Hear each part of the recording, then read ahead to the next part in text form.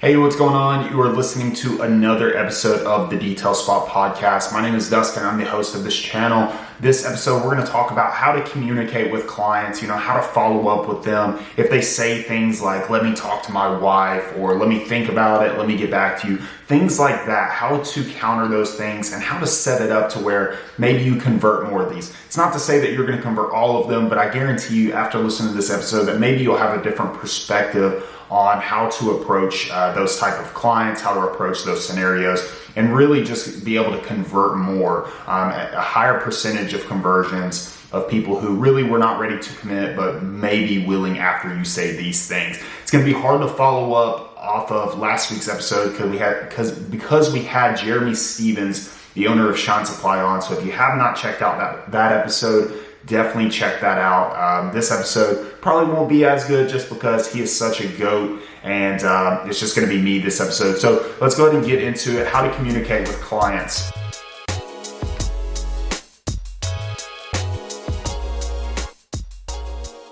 Before we dive into the video, before we dive into this podcast, I do want to invite you to join the detail community. This community is helping detailers take their business to the next level. So if you are a detailer that is just starting your business, or a detailer who has already started your business but looking to get more success and put more money in your pocket, or maybe you're a detailer who already has success but is looking to connect with other like-minded detailers, the detail community is for you. It is already helping so many detailers. They're already seeing so much success inside of it, and it is packed full of resources that are going to help you take your business to that next level. You get business classes added every month. You get exclusive podcast episodes. You get live events where we come together every month, hang out, ask questions, and just run ideas off of each other.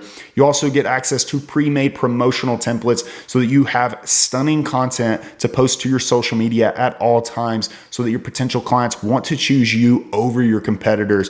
It also has a full course on how to design a professional website for your detailing business, showing you step by step so that you don't have to pay thousands of dollars to a professional web designer. You can do it yourself. You have full reign. You're going to know exactly what to do. Plus, it's a lot of fun doing it. So you get all of those resources plus so much more. It is packed full of content.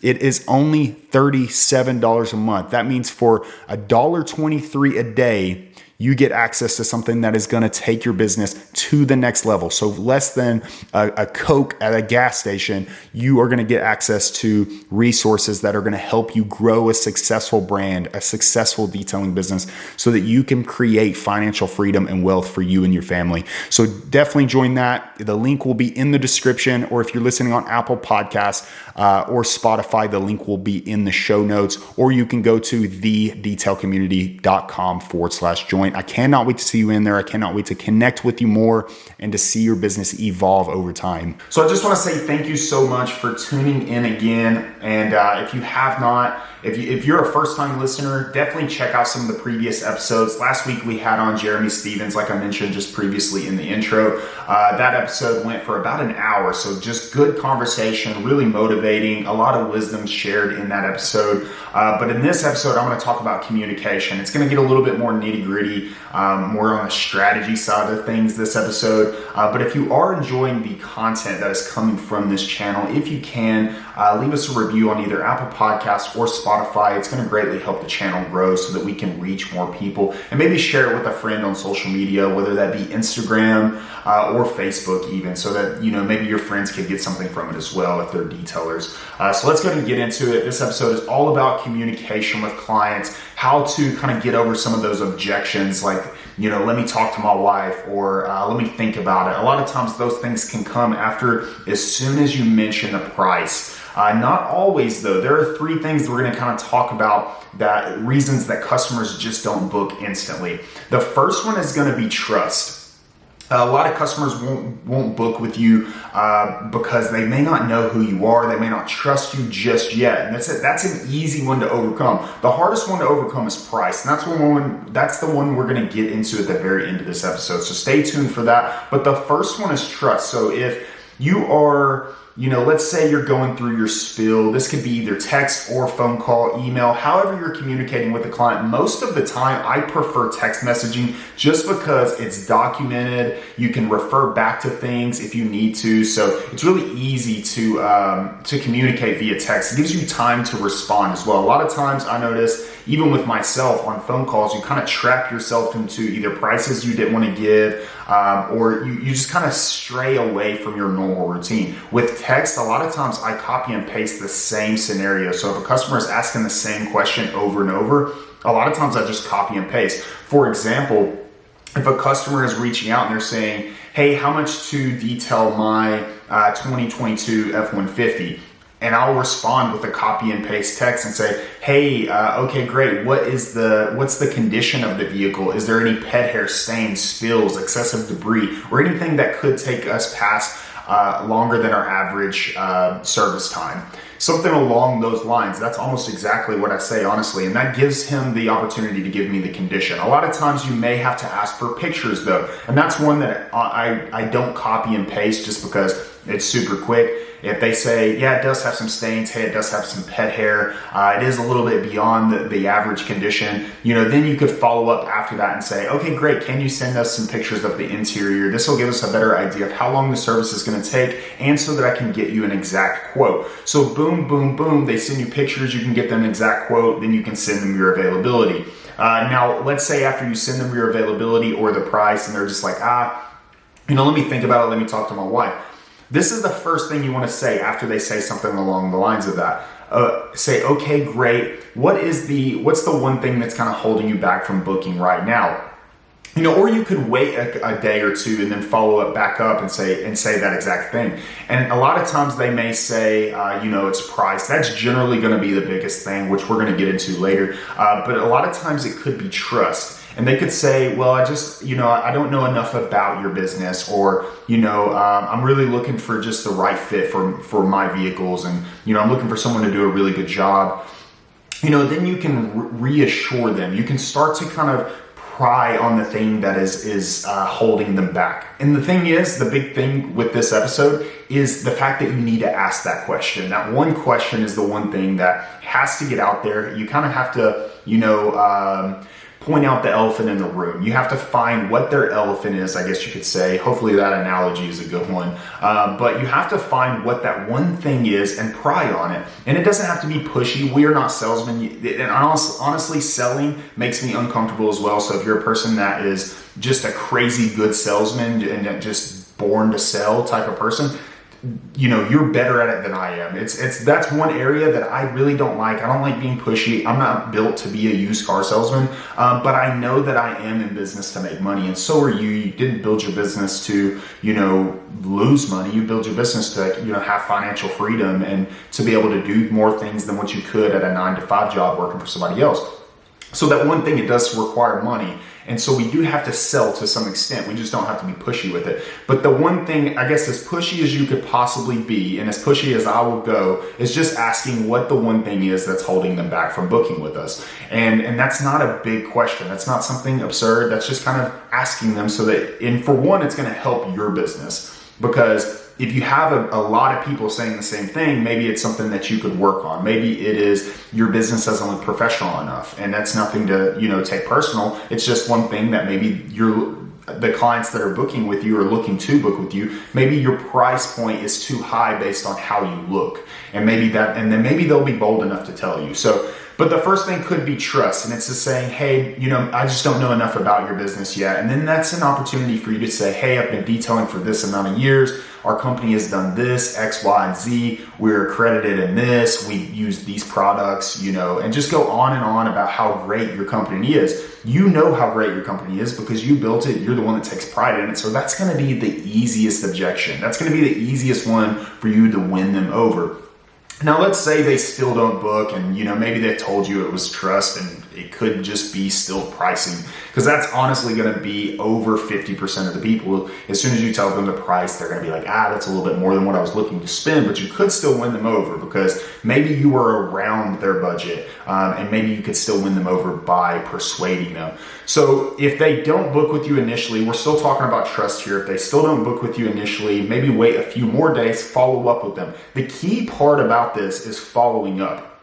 I would follow up 3 to 4 times before you just let that customer go to the next detailer or go to whatever other company. Because here's the thing is, most customers that are initially trying to book with you, when you're trying to market to somebody and when you are trying to get someone on the books and you're trying to reach more people to know about your detailing business, the one thing that's kind of important is they have to want the service in general. They have to be a customer that is wanting to pay somebody else to do that service.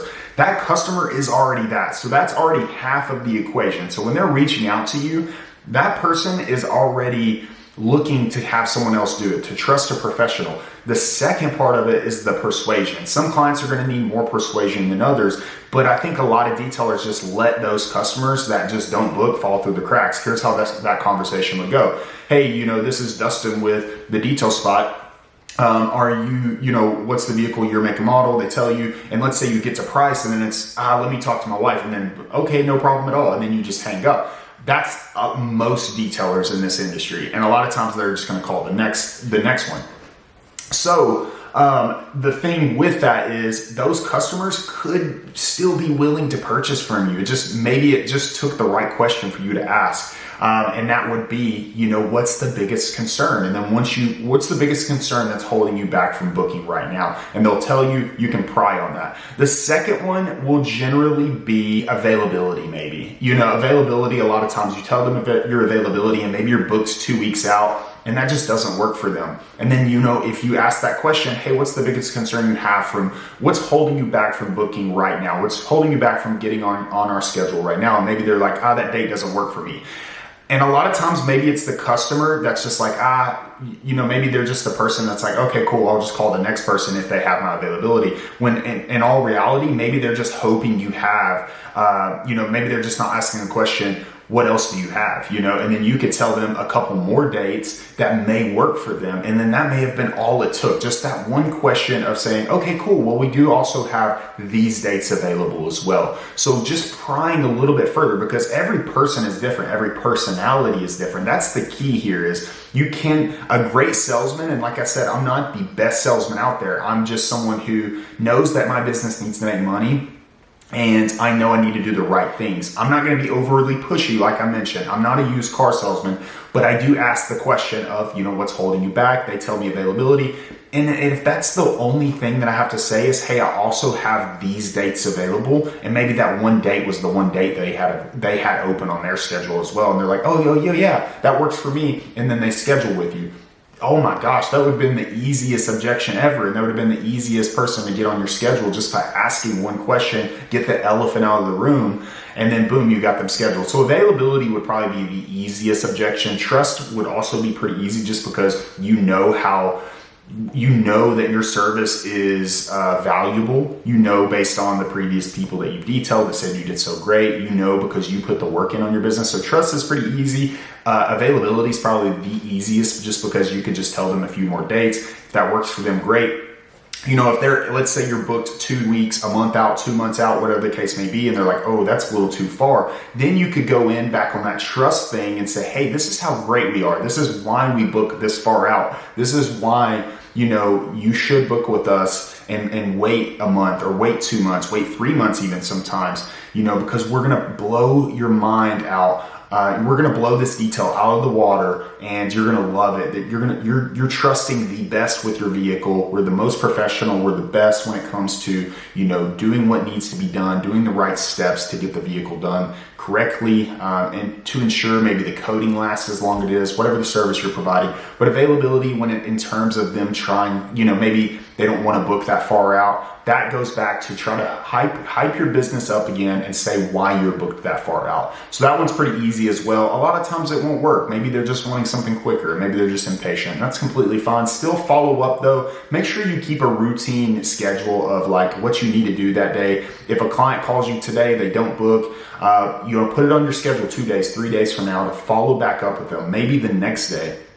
And if that next time they still don't book, then put it on another couple days, so keep going down that. I would still follow up 3 to 4 times maybe until that 4th or 5th time. And then it's just like, okay, cool. Maybe drop it from that point on. You do still have their phone number. You do still have their email to remarket to, because I said, as I've mentioned in previous episodes, capturing contact information is so important. It's going to help you market way quicker, or not way quicker, but it's going to help you market to people that are interested in your service. They called you, they may not have booked, but they're that one check mark off of the list of things that you require from a customer. And that one thing, it's pretty big, is they are interested in your service. So capturing their email, their phone number, and their name, even though they didn't book with you, that's still super important. Okay, so the third thing, probably the one thing that you're waiting for, is what if they don't have the budget? What if price was their biggest concern? So you ask the question, hey, what's the one thing holding you back from booking right now? Maybe it was price. Maybe it just, that's a little bit out of my budget. That's a little bit more than what we're looking to spend. All those words mean the same thing, and this is how you kind of counter that. If your prices are set at a point to where you can kind of work with them, that's also a plus. So I oftentimes think that like our price points should be at a price point to where we can kind of work with it. And I don't mean negotiation. I don't mean, well, I'll give it to you for 200 less, because that's selling yourself short. I don't mean that. I mean, hey, okay, cool. What's your biggest area? What's your biggest area of concern? What is the one thing that you're looking the most from to get out of the service? And they may say, man, I just want it really looking good. I want the paint to improve, and I want that ceramic coating to, last as long as it possibly can. So let's say you gave them a quote for, let's say, a detail with an enhancement polish, no ceramic coating. So we're going to take that out of the picture. Let's say you're around $400 or $500. You could say, okay, cool. Or let's say, you could say, okay, cool. We could still do the exterior. If the exterior is your biggest area of concern, the one thing that you're looking to get the most from, we could remove the interior and do the service for $300. Would that work for you? And let's say they're like, no, I really wanted the interior as well. You could say, okay, cool. What if we remove the enhancement polish? We still will put a sealant on. You'll still notice a gloss enhancement. A lot of those swirl marks will still be there. A lot of those paint defects will still be there, but it will be protected. And maybe the next service you could get an enhancement polish on it then to remove those defects. What about we do it for, let's say $250 for doing the interior and exterior detail? Does that work for you? Obviously, these prices are just something I'm throwing out there because I don't know your prices. I don't know what you include in your packages. But removing services, you may hit the right services and explaining the benefits of, even though I'm removing that, you're still going to see this. Doing that right there is you're removing a service, because obviously you can't do the same package for less, just because, like I said, that would be selling yourself short. But you're still removing something and then still trying to find something that works for them. So now let's go to the ceramic coating aspect of it. Ceramic coating is really easy because you got different packages. You got a 1 year, 2 year, 3 year, 5 year, 8 year, 10 year, lifetime, whatever coatings that you offer. Let's say you initially gave them a quote for a 5 year. Okay, they're like, that's way out of my budget. That's more than what I'm looking to spend. Let's say it's a newer vehicle in this scenario. Something maybe that has not a lot of defects, something that would be an easy day. Let's say you're like, okay, cool. So you're looking to get it protected. You just got this vehicle, or you enjoy your vehicle enough to actually want to preserve the paint and want to, hold its value as long as possible. Let's say, 5 year, that was out of your budget. What if we did a 2 year for this amount? Let's say a 2 year coating for $600, $700, whatever your price point is. And that may have been within their budget. And you explain to them, you still get the benefits of ceramic coating. It's still going to sheet water, protect it from UV rays, chemical staining. It's going to make it easier to clean, just like a ceramic coating would. And if you maintain it, it could last longer than 2 years. If you go through the proper maintenance steps, you could get that coating to last longer. So go through those steps, offer them something different. That's the thing is a lot of times detailers just let it go. Okay, cool. Well, I hope you change your mind, and then that's it. But the thing is that one customer could have been one negotiation or one objection, you saying just one sentence after that or one paragraph after that from booking with you. And that would have been crazy, right? A ceramic coating, boom, that's $700 right there on a vehicle that you wouldn't have got just because you never pried a little bit. You never pried on what the elephant in the room was. So figuring out what their biggest concern from booking is that one question that you should ask after they say, let me talk to my wife, or, that's a little out of my budget, or, let me get back to you. Okay, cool, I'll keep you in mind. Those things right there are things that a customer is just trying to ghost you. They're trying to either get you off the phone or to try to end the conversation because there's something that you have, like whether it be, they don't trust you, your availability wasn't right, or the price wasn't right. Those three things, more than likely it's going to be that price point. Those three things are generally the reason that a client won't book with you, and you can pry just a little bit longer. You don't have to be a used car salesman, but you can pinpoint what their problem is, and you can give them a solution. You can counter with a different package. You can build yourself up. You can hype your business up, tell them why you're so trustworthy and why other customers love your service, or why you book a month out, 2 months out, the reason that people want to wait that long to book with you. Those three things, just find the elephant in the room, pry on it a little bit more, and make sure to follow up with the client even though they didn't book with you initially. Follow up with them. It could be as simple as a text message that gets them on your schedule. And this is not to say, and I'm not going to say you're going to get 100% conversion from this. I don't get 100% conversion from this either. There's just some clients who They just don't book. They're just window shopping, and that's fine. Maybe you were way over their budget. They just didn't know what detailing cost. They didn't know what ceramic coating cost. They called you. They were like, "Oh my gosh, that was way out of my budget." There are customers still like that, but not to say that you're going to have 1 out of 3 book just from doing this one thing, or you're not going to have 3 out of 5 book. Who knows? It's up in the air. But you're going to convert some of them. If you're the detailer right now that's just kind of letting those conversations drop and you're not doing these things, you are going to see something from doing something from this podcast. So hopefully you enjoyed it. Hopefully this resonated with you in some way. Let me know if it did. Let me know if one of the things that I talked about that you're going to try in the comments if you're watching on YouTube. If you are listening on Apple Podcasts or Spotify and you did enjoy this episode, or you have enjoyed any of the content that's coming from the channel, if you can, leave us a review. It's going to greatly help the channel grow so that we can reach other detailers as well, and so that they can get something from it. And make sure to share it on social media if you can. I would greatly appreciate you, and I greatly appreciate you anyway just for tuning in and on a regular basis if you're a regular listener, and I appreciate you if you're a first-time listener. So, and if you ever have any questions, or you just want to connect with me, or want to run an idea off of me, always feel free to shoot me a message on social media. I'm mainly on Instagram. I'm on Facebook as well, but mainly on Instagram. So shoot me a message on there, and I'll gladly respond and try to help in any way I can. So I will catch you guys on the next episode of the Detail Spot Podcast. Thank you guys for listening.